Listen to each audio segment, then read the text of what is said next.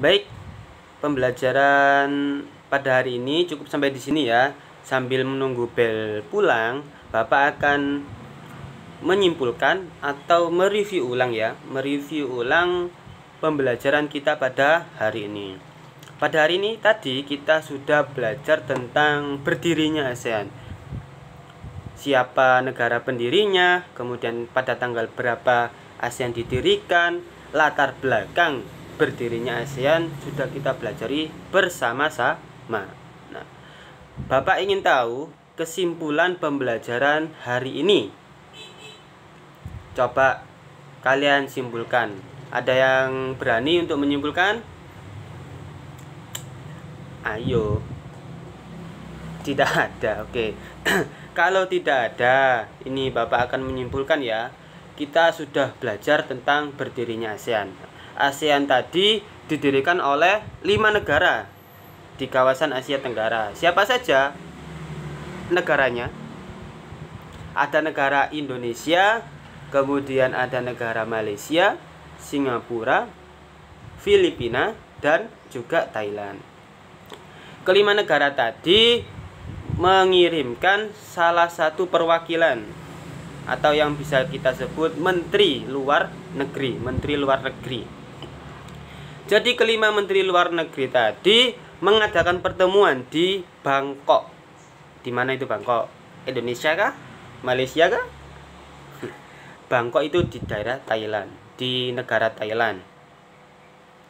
Jadi kelima menteri luar negeri tadi mengadakan pertemuan di Bangkok, Thailand. Nah, di pertemuan tadi mendapatkan suatu keputusan, yakni mendirikan sebuah organisasi Asia Tenggara atau yang kita sebut ASEAN. Jadi ASEAN itu adalah organisasi yang didirikan oleh 5 negara pada tanggal berapa? 8 Agustus 1967. Bagus. Nah, apa saja yang melatar belakangi berdirinya ASEAN tadi? Yang pertama itu adalah berada di kawasan yang sama, yakni Asia Tenggara. Oke. Kemudian yang kedua itu adalah persamaan senasib. Bapak ulangi lagi, yang pertama adalah berada di kawasan Asia Tenggara. Yang kedua, persamaan senasib. Apa maksudnya persamaan senasib? Ya, benar. Persamaan senasib pernah dijajah, kecuali negara apa? Negara Thailand. Good.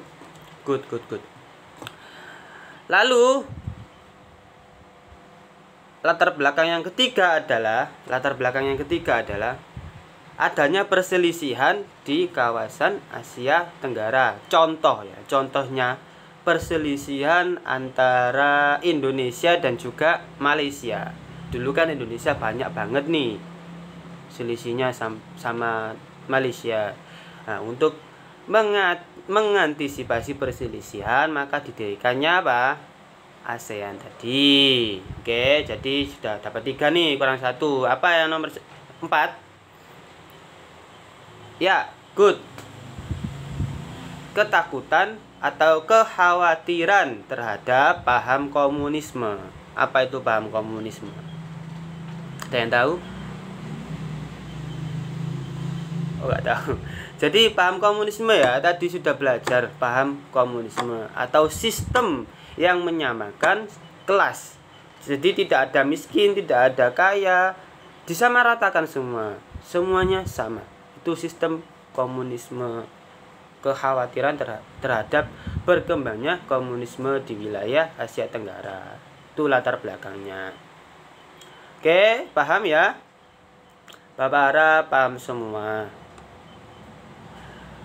Lanjut, Bapak akan memberikan beberapa pertanyaan kepada kalian ya. Sebelum pulang tinggal 2 menit lagi sih. Gak apa-apa, cukup kok ini 2 menit.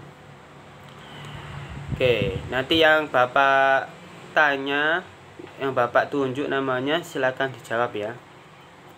Pertanyaan yang pertama, diperhatikan. Riko. Negara mana saja yang mendirikan ASEAN? Ada 5 negara tadi, sebutkan. Yang pertama, good, Indonesia. Yang kedua, excellent, Malaysia. Yang ketiga, Singapura. Bagus. Thailand, Filipina. Oke, beri tepuk tangan semua kepada Riko. Oke. Bagus. Yang kedua, tadi ada 4 latar belakang. Bapak akan menunjuk 4 orang. Nah, setiap orang akan menyebutkan satu saja ya. Kalian menyebutkan satu saja. Ratna, latar belakang berdirinya ASEAN. Yang pertama, Ratna. Oh, nggak tahu. Ada yang bisa menjawab? Ada yang bisa membantu? Ya, benar. Berada di kawasan Asia Tenggara. Kemudian yang kedua apa? Persamaan senasib, pernah dijajah kecuali negara Thailand. Yang ketiga, gak ada yang tahu ini yang ketiga. Oke. Yang ketiga, oke Rudi, silakan Rudi. Benar. Jadi yang ketiga itu adalah perselisihan di kawasan Asia Tenggara. Yang keempat, ada yang tahu? Wawan, silakan Wawan. Good.